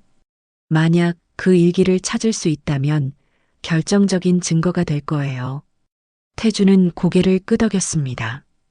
그 아내는 지금 어디 있어요? 수연은 배낭에서 작은 수첩을 꺼냈어요. 여기 주소가 있어요. 대전에 살고 있대요. 차민준의 미망인 이순희 씨. 난 원래 한국에 온 진짜 이유가 그거였어요. 그 일기를 찾으려고. 태주는 수첩을 받아들었습니다. 그럼 지금 가야겠네요. 대전으로. 수연은 불안한 표정을 지었어요. 하지만 로버트도 그 일기에 대해 알고 있을 거예요. 이미 누군가를 보냈을지도 몰라요. 태주는 결연한 표정을 지었습니다. 그래도 가야죠. 다른 방법이 없어요. 그날 밤 둘은 대전으로 가기 위한 준비를 했습니다. 태주는 옛 동료에게 연락해서 차량을 구했어요. 신분이 노출되지 않도록 조심해야 했죠. 수연은 가발과 선글라스로 변장했습니다. 둘은 새벽에 출발하기로 했어요. 하지만 그때 여관 밖에서 이상한 소리가 들렸습니다. 태주는 재빨리 불을 끄고 창문으로 다가갔어요. 밖에는 검은 승용차 한 대가 서 있었습니다. 차에서 2명의 남자가 내렸죠. 태주는 이를 악물었어요. 또 찾아왔어. 수연은 배낭을 챙기며 물었습니다. 어떻게 알았을까요? 태준도 의아했어요. 위치를 아는 사람은 김 변호사뿐이었는데 설마. 태준은 휴대폰을 확인했습니다. 위치 추적 앱이 몰래 설치되어 있었어요. 젠장, 본부에서 날 추적하고 있었어. 수연은 놀란 눈으로 태준을 봤습니다. 본부에서요? 그럼. 태준은 고개를 끄덕였어요. 한국 정부도 이 사건을 덮으려고 하는 것 같아요. 아마 당시 뇌물을 받은 고위층이 있었던 모양이에요. 수연은 절망적인 표정을 지었죠. 그럼 우리한텐 아무도 없는 거잖아요. 태주는 수연의 손을 꼭 잡았습니다. 아니요. 우리한텐 서로가 있어요. 그리고 진실이 있죠. 그걸로 충분해요. 태주는 창문을 열고 밖을 확인했습니다. 뒷골목으로 빠져나갈 수 있을 것 같았어요. 지금 나가요. 조용히. 둘은 여관 뒷문으로 빠져나갔습니다. 다행히 뒤쪽은 감시가 없었어요. 태주는 수연을 부축하며 골목을 따라 달렸죠. 뒤에서 남자들이 방문을 부수는 소리가 들렸습니다. 비어 있습니다. 누군가 소리쳤어요. 태준과 수연은 큰 길로 나왔습니다. 택시를 잡아타고 서울역으로 향했어요. 대전까지 기차로 가요. 차는 너무 위험해요. 수연은 고개를 끄덕였습니다. 택시가 출발하자 수연은 뒤를 돌아봤어요. 검은 차가 여관 앞에 서 있었지만 그들을 쫓아오지는 않았습니다. 서울역에 도착해서 표를 끊었어요. 다행히 새벽 첫 차가 있었습니다. 둘은 대합실에서 기차를 기다렸죠. 태준은 계속 주변을 경계했습니다. 수연은 피곤한 듯 태준의 어깨에 기댔어요. 오빠, 우리 이길 수 있을까요? 태준은 수연의 머리를 쓰다듬었습니다. 이겨야죠. 안 그러면 지우를 포함해서 그 아이들이 억울하게 죽은 게 되잖아요. 그럴 순 없어요. 수연은 작게 웃었어요. 고마워요, 오빠. 날 믿어줘서. 기차가 도착했습니다. 둘은 객차에 올라탔어요. 다행히 사람이 많지 않았습니다. 태주는 맨 뒷칸 구석자리에 앉았죠. 창밖으로 동이 트고 있었습니다. 기차가 천천히 출발했어요. 수연은 창밖을 바라보며 중얼거렸습니다. 차민준 박사의 일기. 그게 정말 있을까요? 태주는 확신에 찬 목소리로 대답했어요. 있을 거예요. 양심이 있는 사람이라면 진실을 남겼을 거예요. 수연은 고개를 끄덕이며 눈을 감았습니다. 기차는 대전을 향해 달려갔습니다. 하지만 둘은 몰랐어요. 그들이 찾아갈 이순희 씨의 집에 이미 누군가 먼저 도착해 있다는 것을요. 그리고 그 사람은 태준과 수연보다 훨씬 더 위험한 존재였습니다. 바로 태준의 상관, 국정원 팀장이었죠. 기차는 2시간 만에 대전역에 도착했습니다. 태준과 수연은 역 앞에서 택시를 탔어요. 주소를 보여주며 운전기사에게 말했죠. 여기로 가주세요. 차는 시내를 벗어나 주택가로 향했습니다. 오래된 단독주택들이 늘어선 조용한 동네였어요. 이순희 씨의 집은 골목 안쪽에 있었습니다. 작은 2층 주택이었죠. 대문 앞에서 태주는 잠시 멈칫했어요. 뭔가 이상한 느낌이 들었습니다. 너무 조용했어요. 새소리조차 들리지 않았죠. 태주는 수연에게 조용히 하라는 신호를 보냈습니다. 대문은 반쯤 열려 있었어요. 태주는 조심스럽게 안으로 들어갔습니다. 현관문도 열려 있었죠. 뭔가 잘못됐다는 확신이 들었어요. 태주는 수연을 뒤에 두고 집 안으로 들어갔습니다. 거실은 엉망이었어요. 서랍이 뒤집혀 있고 책들이 바닥에 널브러져 있었죠. 누가 먼저 왔어? 태주는 중얼거렸습니다. 부엌 쪽으로 가니 더 큰 충격이 기다리고 있었어요. 바닥에 여자가 쓰러져 있었습니다. 60대쯤 되어 보이는 분이었죠. 태주는 재빨리 다가가 맥박을 확인했어요. 다행히 살아 있었습니다. 하지만 머리에서 피가 흘러나오고 있었죠. 수연 씨, 구급차 불러요. 태준이 소리쳤습니다. 수연은 황급히 전화를 꺼냈어요. 하지만 전화를 걸기도 전에 2층에서 발소리가 들렸습니다. 누군가 내려오고 있었어요. 태주는 재빨리 몸을 일으켜 계단 쪽을 봤습니다. 계단을 내려온 사람을 보고 태주는 얼어붙었어요.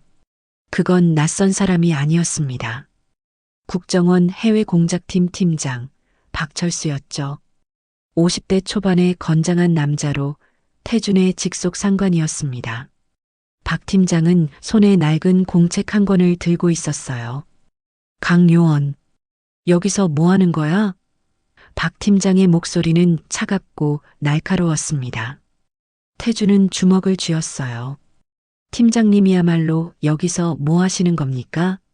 그리고 이 사람은 왜 이렇게 된 거예요? 박 팀장은 공책을 흔들며 말했죠. 필요한 걸 찾으러 왔지. 근데 이 할머니가 말을 안 듣더라고. 어쩔 수 없었어. 태준의 얼굴이 일그러졌습니다. 어쩔 수 없었다고요? 팀장님, 대체 무슨 짓을 하시는 겁니까? 박 팀장은 비웃었어요. 강요원, 너 아직도 모르는 거야? 이 사건은 절대 세상에 나가면 안 돼. 18년 전 한국 정부가 그 실험을 묵인한 대가로 얼마를 받았는지 알아? 20억 달러야. 그 돈이 지금 우리 정보 예산의 3분의 1을 차지하고 있어. 태주는 믿을 수 없다는 표정을 지었습니다. 그럼 정부가 알면서도 아이들을 희생시킨 거예요? 박 팀장은 어깨를 으쓱했어요. 국가를 위해서였지. 고아 50명과 국가 안보 중에 뭐가 더 중요한데? 수연이 앞으로 나섰습니다. 떨리는 목소리로 말했어요. 그 50명 중에 저도 있었어요. 저희도 이 나라 국민이었어요. 근데 당신들은 우릴 실험용 쥐로 팔아넘긴 거예요? 박 팀장은 수연을 차갑게 쳐다봤죠. 넌 운이 좋았어. 살아남았잖아. 감사할 줄 알아야지. 태주는 더 이상 참을 수 없었습니다. 박 팀장에게 다가가며 말했어요. 그 공책 내려놓으세요. 박 팀장은 고개를 저었습니다. 안 돼. 이건 반드시 없애야 해. 이게 세상에 나가면 정부가 무너져. 태주는 이를 악물었죠. 그래서 증거를 인멸하시려는 거예요? 팀장님도 그들과 똑같은 거잖아요. 박 팀장의 얼굴이 굳어졌습니다. 강요원, 내 여동생 일로 판단력이 흐려진 것 같구나. 이건 개인 감정으로 할 일이 아니야. 국가를 생각해야지. 태주는 한 걸음 더 다가갔어요. 제 여동생이 그 50명 중 하나였어요. 팀장님은 그걸 알고도 이러시는 겁니까? 박 팀장은 잠시 표정이 흔들렸습니다. 하지만 곧 냉정함을 되찾았어요. 알고 있었어. 내가 왜 요원이 됐는지도 알고 있었지. 그래서 널 이 사건에서 멀리 두려고 했는데 내가 멋대로 끼어든 거야. 태주는 주먹을 떨었습니다. 그럼 팀장님도 처음부터 알고 계셨던 거네요. 지우가 죽은 것도 죽지 않았잖아. 내 앞에 멀쩡히 서 있는데. 박 팀장이 수연을 가리키며 말했습니다. 오히려 잘 된 거야. 동생도 찾았고 이제 조용히 입 다물고 살면 돼. 둘 다 살려줄게. 대신 이 일은 여기서 끝내자. 태주는 고개를 저었어요. 안 돼요. 진실은 반드시 밝혀져야 해요. 박 팀장은 한숨을 내쉬었습니다. 그럼 어쩔 수 없지. 그는 허리춤에서 권총을 꺼냈어요. 수연을 겨눴죠. 강요원, 내가 선택해. 동생을 살릴 거야? 아니면 진실을 밝힐 거야? 둘 다는 안 돼. 태주는 얼어붙었습니다. 박 팀장의 눈빛은 진지했어요. 정말 쏠 것 같았죠. 수연은 태준을 봤습니다. 그리고 조용히 말했어요. 오빠 괜찮아. 진실을 택해. 난 이미 18년을 기다렸어. 여기서 포기할 순 없어. 태준의 눈에서 눈물이 흘러내렸습니다. 안 돼. 다시 잃을 순 없어.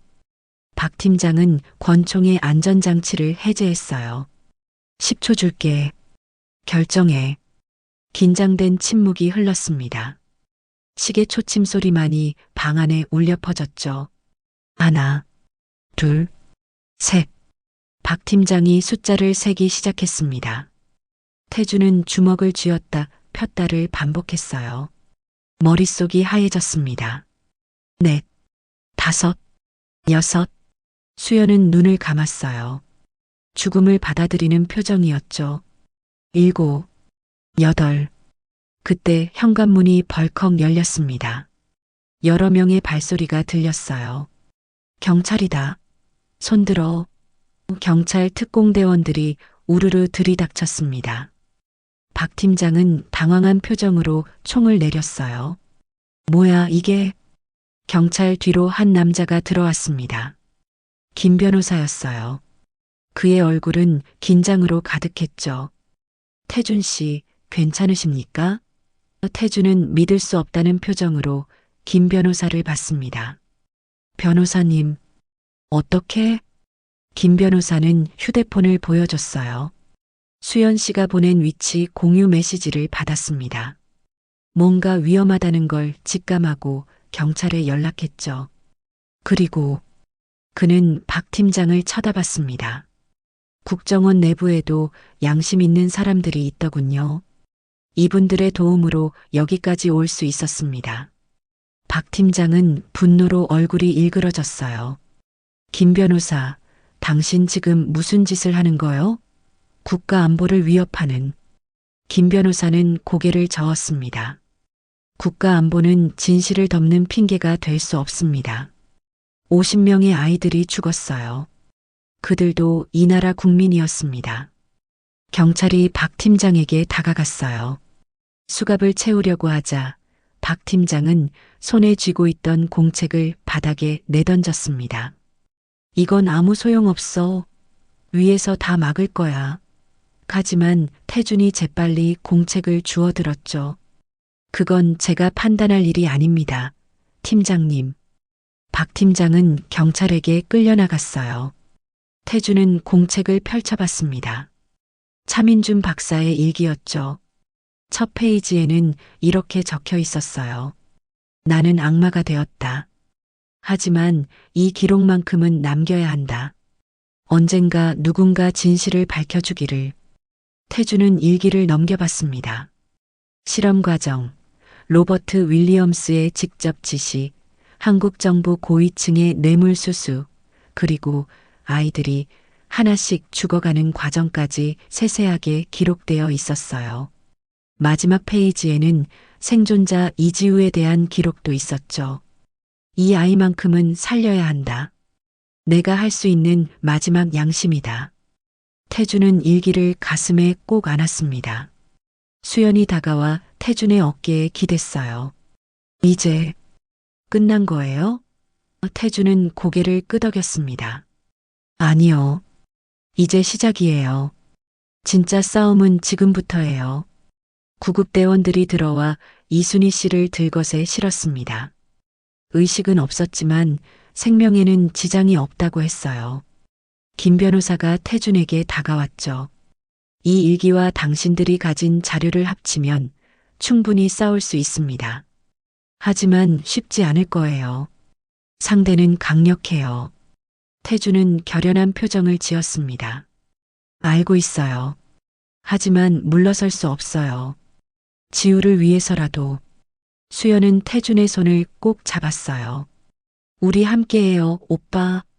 이번엔 혼자가 아니잖아요. 그날 저녁 김 변호사는 긴급 기자회견을 열었습니다. 국내외 언론이 모두 모였어요. 카메라 플래시가 터지는 가운데 김 변호사는 마이크 앞에 섰습니다. 18년 전 전라남도 보린제 고아원에서 끔찍한 범죄가 저질러졌습니다. 50명의 아이들이 불법 신약 실험의 희생양이 되었고 그중 49명이 사망했습니다. 회견장이 술렁거렸어요. 김 변호사는 계속 말했습니다. 그리고 이 범죄에는 미국의 거대 제약회사뿐만 아니라 한국 정부 고위층도 연루되어 있습니다. 저는 오늘 그 증거를 공개합니다. 그는 차민준 박사의 일기 사본과 수연이 가져온 파일들을 보여줬어요. 기자들이 일제히 카메라를 들이댔습니다. 김 변호사는 마지막으로 말했죠. 그리고 여기 유일한 생존자가 있습니다. 수연이 앞으로 나왔어요. 수많은 카메라 앞에서 그녀는 떨리는 목소리로 말했습니다. 제 이름은 이지우입니다. 저는 18년 전 보린제 고아원에서 실험을 당했고 유일하게 살아남았습니다. 오늘 저는 정의를 요구하러 왔습니다. 회견장이 다시 한번 술렁거렸어요. 태주는 뒤에서 수연을 지켜봤습니다. 그녀는 더 이상 도망치지 않았어요. 당당하게 세상과 맞서고 있었죠. 태주는 작게 미소 지었습니다.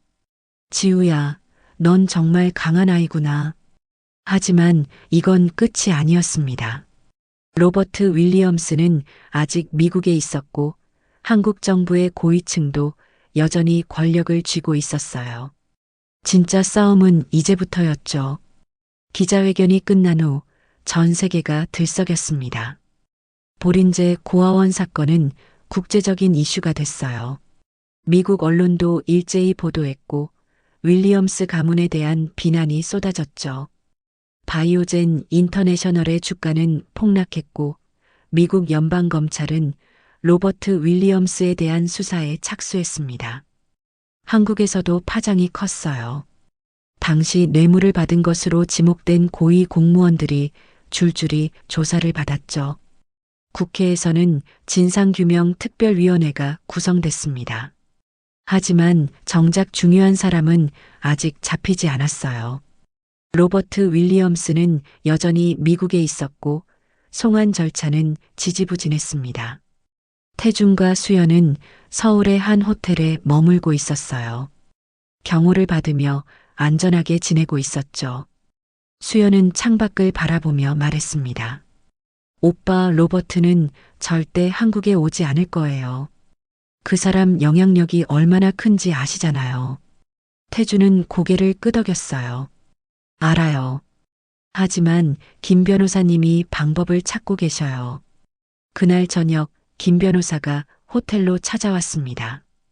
그의 표정은 심각했어요. 좋은 소식과 나쁜 소식이 있습니다. 태준이 물었죠. 나쁜 소식부터 말씀해 주세요. 김 변호사는 한숨을 내쉬었습니다. 미국 정부가 로버트 윌리엄스의 한국 송환을 거부했어요. 미국 내에서 재판을 진행하겠다고 합니다. 수연은 예상했다는 듯 고개를 끄덕였어요. 역시. 그럼 좋은 소식은 뭐예요? 김 변호사는 작게 미소 지었습니다. 로버트 윌리엄스가 직접 한국에 오겠답니다. 태준과 수연은 동시에 눈을 크게 떴어요. 뭐라고요? 오늘 아침 로버트가 기자회견을 열었습니다. 한국으로 가서 직접 진실을 밝히겠다고요. 이틀 후 인천공항에 도착한다고 합니다. 김 변호사가 태블릿을 보여줬어요. 화면에는 초췌한 모습의 로버트가 나와 있었죠. 저는 한국에 가서 모든 것을 밝히겠습니다. 그리고 수연에게 직접 사과하고 싶습니다. 수연은 화면을 멍하니 바라봤습니다. 18년 동안 증오했던 남자가 이제 자신에게 무릎을 꿇겠다고 하는 거예요. 하지만 기쁘지 않았습니다. 오히려 공허했죠. 왜? 갑자기 마음을 바꾼 걸까요? 김 변호사는 어깨를 으쓱했어요. 그건 직접 만나봐야 알 것 같습니다. 이틀 후 인천공항은 취재진으로 가득했습니다. 로버트 윌리엄스를 보기 위해 수백 명의 기자가 몰려들었어요. 태준과 수연도 공항에 나와 있었죠. 수연은 긴장한 표정이었습니다. 태준이 손을 잡아줬어요. 괜찮아요? 모르겠어요. 18년 만에 다시 보는 건데 어떤 기분일지.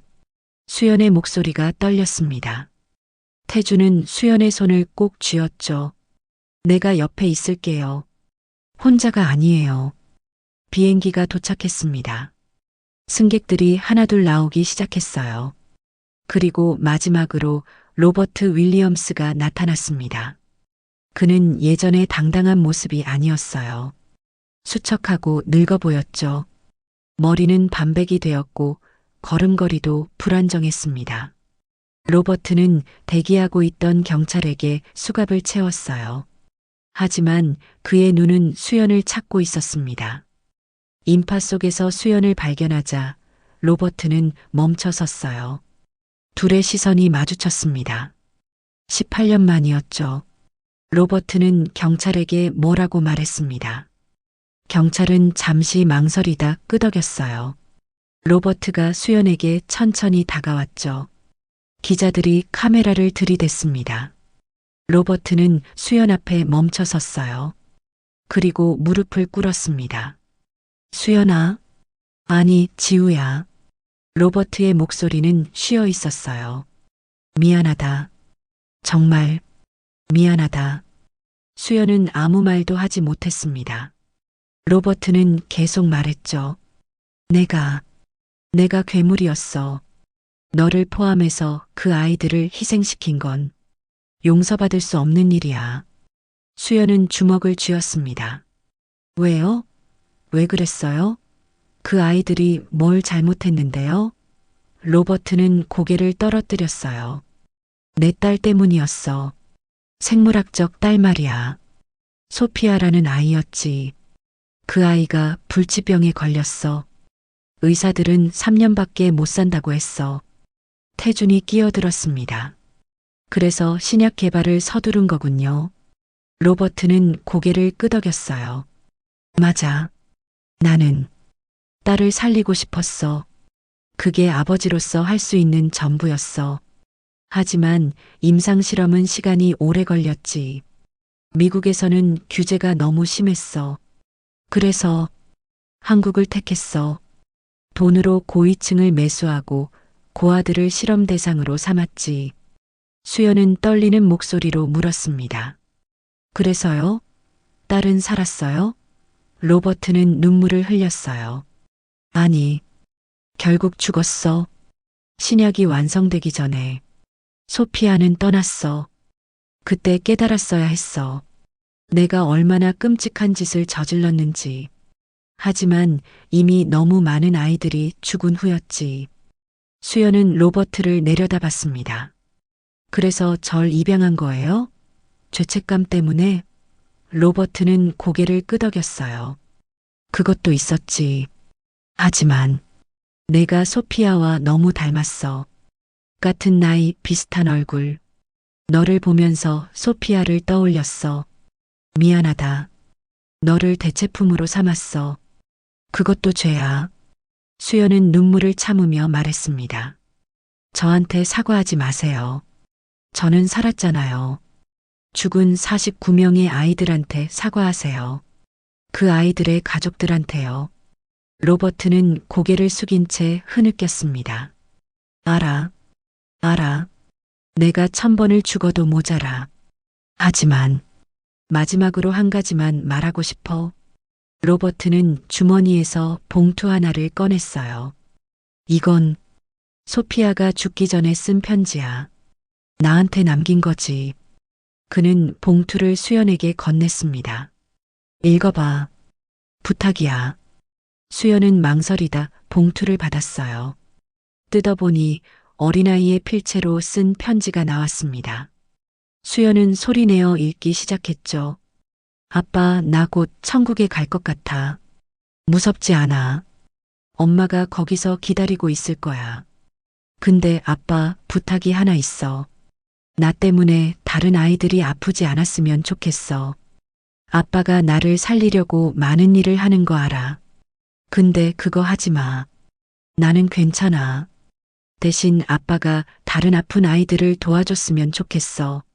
나 대신에. 사랑해, 아빠. 소피아가 편지를 다 읽고 난 수연은 눈물을 흘렸습니다. 로버트도 울고 있었어요. 소피아는 천사였어. 나보다 훨씬 나은 사람이었지.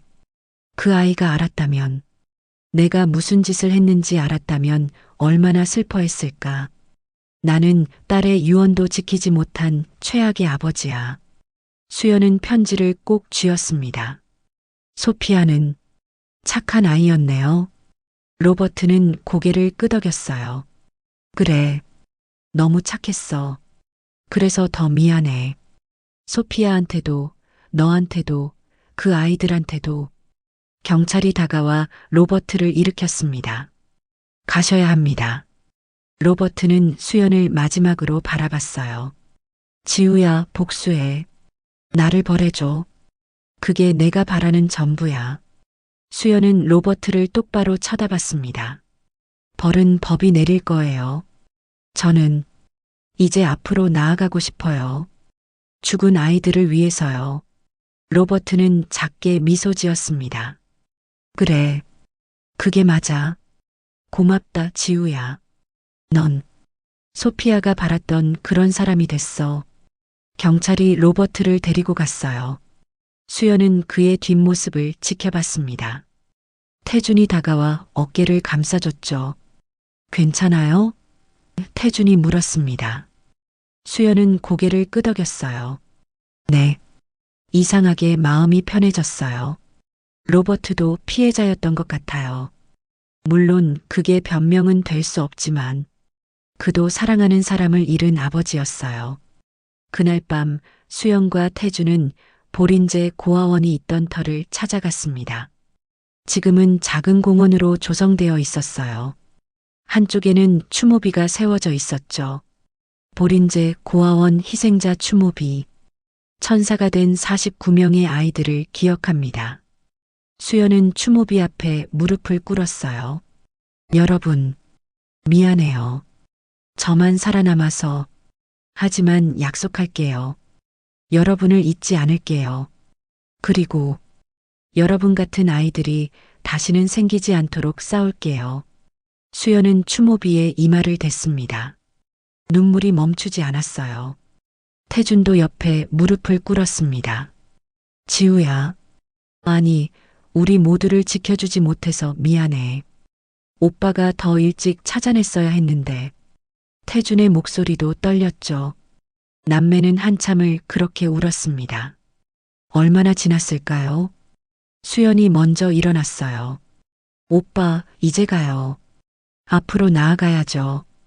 태준도 일어나며 고개를 끄덕였습니다. 그래. 우리 이제 뭐 할까? 수연은 하늘을 올려다봤어요. 별이 총총했습니다. 재단을 만들고 싶어요. 보린제 아이들의 이름으로요. 학대받는 아이들, 고아들, 아픈 아이들을 돕는 재단이요. 소피아가 바랐던 것처럼요. 태준은 미소 지었습니다. 좋은 생각이에요. 나도 도울게요. 그리고 오빠. 수연이 태준을 돌아봤어요. 이제 저 수연이라고 불러도 돼요. 지우는 여기 남겨두고 싶어요. 그 아이들과 함께요. 저는 이제 새로운 사람으로 살고 싶어요. 태준은 잠시 망설이다 고개를 끄덕였습니다. 알겠어요. 수연아. 1년 후 서울 강남의 소피아 재단이 문을 열었습니다. 로버트 윌리엄스가 유죄 판결을 받으며 남긴 재산 대부분이 재단에 기부됐어요. 수연은 재단 이사장이 됐고 태준은 국정원을 그만두고 재단에서 일하기 시작했죠. 재단 개소식 날 많은 사람이 찾아왔습니다. 보린제 사건 유가족들, 김 변호사, 그리고 차민준 박사의 미망인 이순희 씨도 왔어요. 이순희 씨는 수연을 꼭 안으며 말했습니다. 고맙습니다. 남편이 천국에서 기뻐할 거예요. 저녁 무렵 수연과 태주는 재단 옥상에 올라갔습니다. 서울의 야경이 펼쳐져 있었어요. 수연은 난간에 기대며 말했습니다. 오빠, 우리 잘하고 있는 거죠? 태주는 고개를 끄덕였어요. 당연하죠. 지우도 소피아도 그리고 모든 아이들이 자랑스러워 할 거예요. 수연은 하늘을 올려다봤습니다. 별이 유난히 밝았어요. 저기 어딘가에 그 아이들이 있겠죠? 이제는 아프지 않고 행복하게. 태준도 하늘을 봤습니다. 그럼요. 분명히요. 두 사람은 한참을 말없이 서 있었습니다. 18년의 긴 여정이 끝났어요. 복수가 아닌 용서로, 증오가 아닌 사랑으로 끝이 났습니다. 그게 진짜 승리였죠. 바람이 불어왔습니다. 마치 누군가 고맙다고 속삭이는 것 같았어요. 수연은 눈을 감으며 중얼거렸습니다. 이제 쉬어도 돼. 여러분, 우리가 기억할게요. 영원히. 그리고 두 남매는 새로운 내일을 향해 걸어갔습니다. 오늘은 색다른 사연으로 여러분께 인사드렸습니다. 괜찮으셨는지, 어디서 시청해 주셨는지 알려주세요. 항상 여러분들의 댓글에 응원을 받고 있습니다.